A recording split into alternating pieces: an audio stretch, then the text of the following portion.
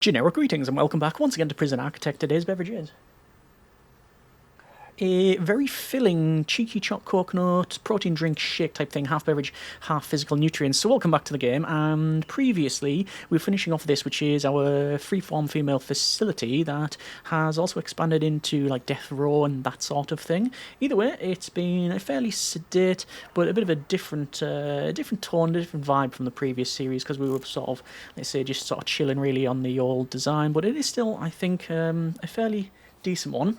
This is Prisoner Thomas, prisoner number 27668-183, and we're going to try and escape from this one. Truth be told, I don't think this is going to be overly difficult. In fact, if this goes very, very well for us escaping, not for the design, you understand, because that's probably quite a damning thing, we'll roll this escape and the extreme testing into one. So multiple ways to escape from a facility, as you're probably well aware, but we'll go through them for the avoidance of doubt. You've got tunneling, so you get some sort of tunneling equipment and you dig your way out. Now, originally for this facility, that wasn't overly effective from the prisoner's point of view, because there was only one place where they could get some digging equipment, and it was the overstarched shirt from the laundry, and that meant that I had to sort of get it from all the way from one side over to here, and it just was a bit of a nightmare. But since we've expanded into workshop and the flower garden, although these do have metal detectors on now, so you know it's not too much of a problem, and we've got perimeter wall and we've got more dogs, escaping by tunneling is not terribly viable. Now I could do it, and I think the way I would probably do it is just to dig across, and you know what, I would just dig across. I would just go straight across underneath all of this one. Actually, ooh, no, because there are doggo patrols in the middle, so I'd have to dig across and then out and round. Did I trigger that metal detector? There was definitely a metal detector triggered there. Yes, it is. It was, so it's just a false one because we got nothing on a person. Anyway, I think there's other ways to escape. You can do a blitz out attempt where you simply run out the front door. That's what we'll probably do. You've got, well, a couple of questionable methods, so let me just skip punishments there. Questionable methods being, let me go with something like that. There is a... Oh, are we getting searched here? Yes, we are, because we've just caused a bit of a problem there. Oh, it's work lockup, and we can't get out. Okay. No, we can now. Anyway, yes, so as I was saying, you can do a bit of a blitz out attempt where you just run out the front door. The questionable methods are the taser teleport, where you can actually technically have a sniper teleport. Basically, you get hit, and you go through a wall. We only do that when we absolutely need to. Another one is to jump on a fence. Now, if you've got escape plans on, which we do, you can, if you've got any level of strength, so strong or very strong, you can jump on a fence and then you can climb over it, essentially. And that also means you can then jump on top of the walls, which I don't think that is too much of a sort of contentious point, because it seems reasonable to do that. To go over and through these walls, however, I can see that being a problem. Now, for this one, I know for a fact that basically there's a bit of an issue. You might have seen it as we first come in. I might be able to show you over on the top right here, and that is that we have this open. Why is that locked open? Well, I didn't lock it open during the build one, but there are 3 workers, I think delivery drivers with packages, chalking open the door, basically. And, well, yeah, that doesn't bode well for security now, does it? So what I'm going to do is I'm simply going to sprint out. And you can see I'm getting chased by a doggo, but I am pretty quick. And I could, if I wanted to, have jumped over that fence. Didn't need to. That's been a bit of Prison Architect escapes. Another way to escape, go out the front door, jump over the other fence. Didn't even need the strength. Yeah, that's a bit of a weakness. Okay, as this is very short, we are going to do extreme testing, and we'll do that now. So welcome back to the freeform federal female facility. More FSAR available, and obviously we've just done a bit of an escape. Yeah, that is a big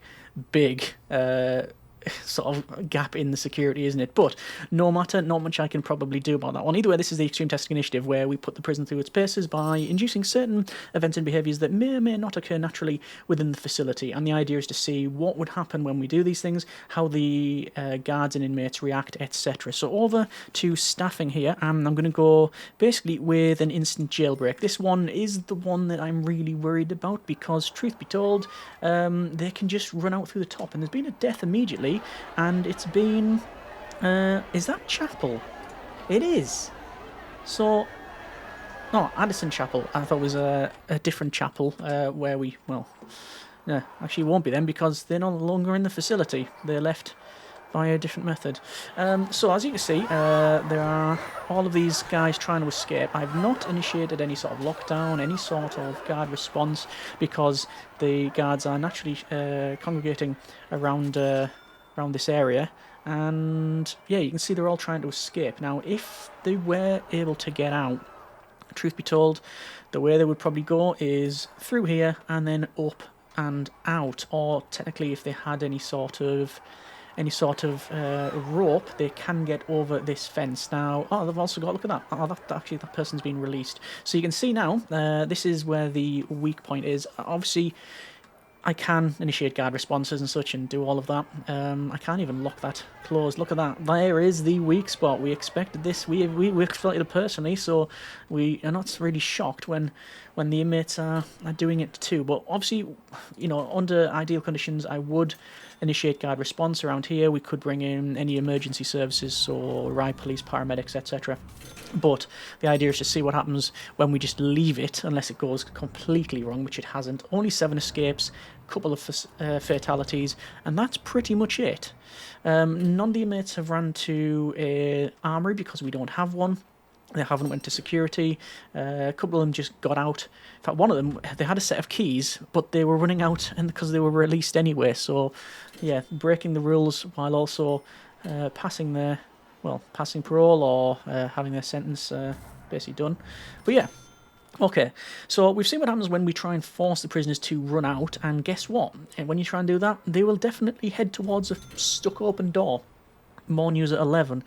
Not much of a surprise there. Let's see, however, what happens if they all start to fight. So loading up the facility in a similar time, and let's go over to staffing and to an instant fight. So this is where the guys are just going to start, basically fighting not just their other inmates, but also the but also the guards as well. I'm going to see if there are any.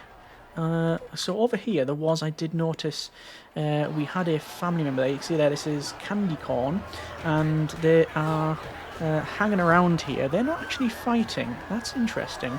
Do they actually fight? It's something I'm not actually too sure on, whether they do or not. See, this person here, let's just say showering. That's Anastasia. Okay, let's have another look around. There is Trish. So look, yeah, it doesn't say when you put your mouse over any of the others. So that says working. You can see these guys showering, going to the loo. You know, when they're fighting, that says rioting, opening locked door. Yeah, if they're not already handcuffed, you can see rioting. You get the idea. But there's none of that on the family members. So that could mean two things. It could be, firstly, the instant riot mod which we're using doesn't affect these inmates because of reasons, or the mothers can genuinely don't riot, or they don't fight, and I don't know what the answer is. Yeah, if you know, put it through the letterbox. Whoa, hang on. It appears that Sadie, which is, was our death row mate, now is a low risk snitch. Well, that's what some people call them. You can see they've now went into protective custody and are proceeding to take out anyone that is a snitch or ex-law enforcement, that type of thing. But no escapes, and although there is a bit of rioting going on, there's prisoner Caitlin Ingham, who's running around with a shank. Okay, the guards have pretty much dealt with this one. Okay, that was a fight that turned into a riot. What happens if you just initiate a riot? Well, we'll find out now, because we are going to force a riot. So, 116 inmates were rioting from the very beginning. Again, going to look around. No, it doesn't appear that any of the family members are fighting. They're just hanging around. This person is going to weightlift. We can see that, yeah, because of the time that we set this going, which is work/free time, there's loads of people in the workshop, so they're going to pick up all of the drills, screwdrivers, shanks, whatever, and they're going to start using that. It appears that there's loads of delinquents here, and that person, that's Maeve, is running around with a clipboard. Have they just taken that off the chief? It is possible. They're also running around in the meeting room. I mean, that's just a rave in a workshop, isn't it? Anyway, danger level is going down. Oh, they've taken over the visitation, and basically anywhere where they are. Featherstone, we found a Featherstone. Laundry, the shop, and the classroom. Okay, and apparently a small section of the common room for protective custody. Oh, there's Sadie again. And they're taking out anyone that's ex-law enforcement, anyone that's a snitch. Looks like we've stopped them there. Yeah, they were currently under the calming effect for a moment. Let me just max speed this out, and we'll see what happens with the rest of the guards. There's only been 3 deaths. No one's trying to get out. The main thing that we've noticed is that certain inmates, read ex-death row inmate, has consistently targeted the protective custody. Yeah. Oh, there's Mackenzie White. They're in the execution room, but the dog handler Jet was taken out, I'm guessing again by Mackenzie, and the doggo did not take kindly to that. So, prison out of control. So, I have a certain amount of time now to sort this up. And let's just bring in some riot police. Initiate them there. Tell them to go there. Tell them to go here. Just quelling all of this. And do what we can. Yeah, and in there. Paramedics are going to come in. Going to tell them to go around. This won't take long. Why are those guards not going in here? Oh, they are. And there you go. So we did have to initiate a guard response because there was a failure state popping up there. However, not much of a problem really, was it? Truth be told. And only 7 deaths. Okay, the last one remaining. What happens when it goes completely upside down? And what I mean by that is what happens when every single inmate gets equipped with something they shouldn't be equipped with. So things like ropes, shanks, sniper rifles, I said shanks but I meant revolver, shotguns there. And let me just have a quick look. We have Violet Gall, who's armed with a assault rifle. Okay, just looking around for... Yep, so again, these inmates, they're not... The family members, they're not, having any behavioural effect on them. So, the guards, again, I've not initiated any response to this one, but yeah, we can see that the guys are trying to get out, and they've got all of this equipment, but, some guys will just fight, and they just want to smash stuff up. Others... In fact, the majority of these inmates in this facility are trying just to get out, and they're only stopping to fight when they absolutely need to. Okay. You can see they're losing a bit of momentum as they're coming towards the middle. Noticing as well that basically, there's some escapes there, and... so they've had a rope being put over there, so now that's the easy way to get up and over. So we've had several escapes. You can see they're charging out through the front here. Difficult to see because of the chaos that's going on, but they are trying to get out. So 2 escapes. You can see that climbing rope. You want to dump it, and that's now being removed. So now they can't get over that one, but they still can go up there. Alright, well, considering we had every single inmate there armed with something, including firearms, the fact that, I'm just going to use the words only 20 inmates died and only 2 got out, is quite encouraging for the security, considering it's got a huge flaw. Not that we made, but it does still have a huge flaw. Alright, what can we learn from this one? Well, we've escaped very easily, and we know the reasons why. Even if that wasn't a thing, we could have definitely just hopped out across here. Been very easy to do.